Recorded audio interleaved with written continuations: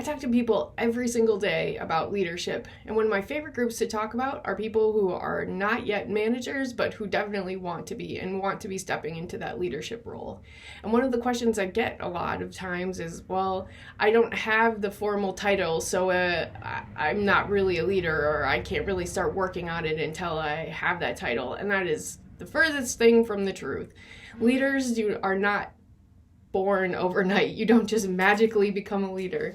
Very few people have the sort of like innate leadership ability. I think most people have to learn how to be a leader and learn how to work with people. And so because of that, you can start right now.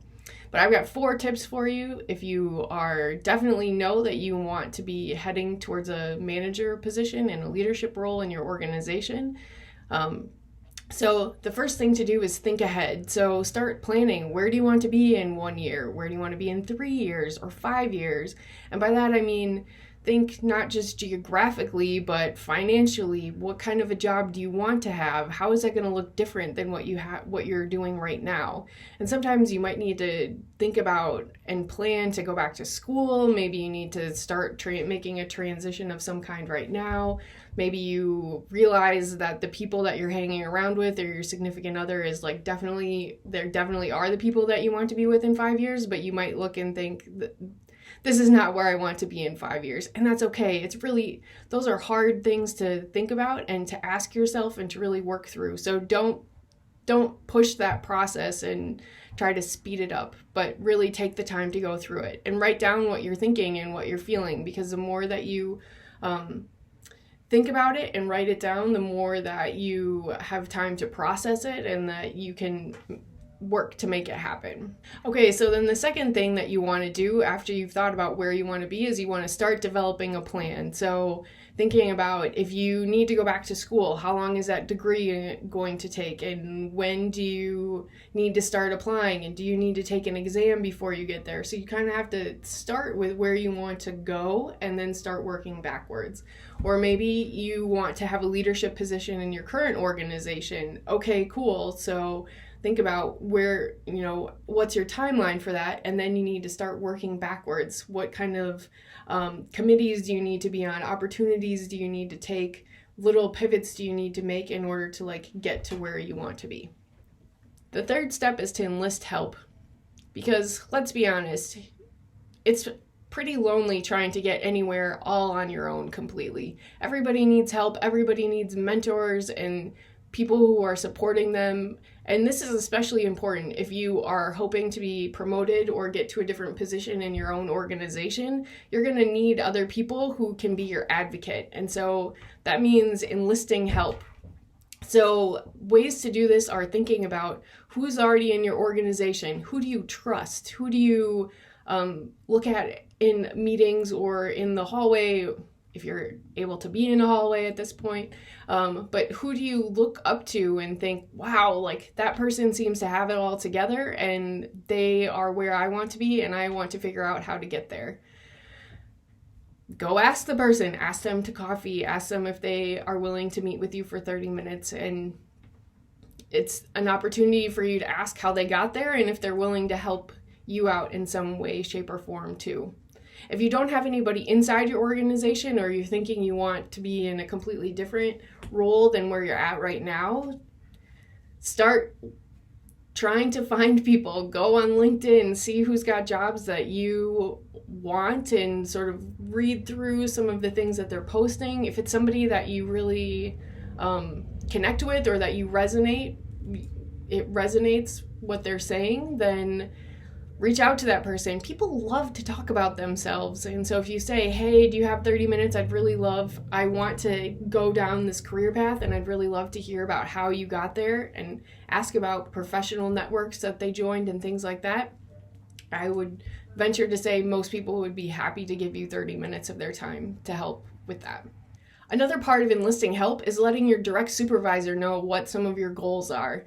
And I'd say this with a caveat. There's an asterisk here, right? Because sometimes you will be lucky to have a manager or a leader or a supervisor who is your advocate. They want nothing more than to see you succeed and for you to achieve what you want, and they will do whatever they can to help you. Those are awesome people, and you need to really cherish them when you find them in your career.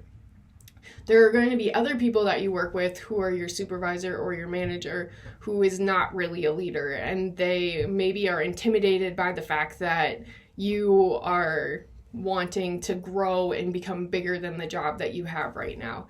That's okay too, but those are maybe not the people that you want to be enlisting for help, because they're probably going to do more to put roadblocks up and to keep you where you're at than really help you grow and succeed. So really think about and do a gut check, right? So your intuition will tell you whether or not your supervisor or even somebody in your organization, for that matter, is somebody that you can trust with this kind of help.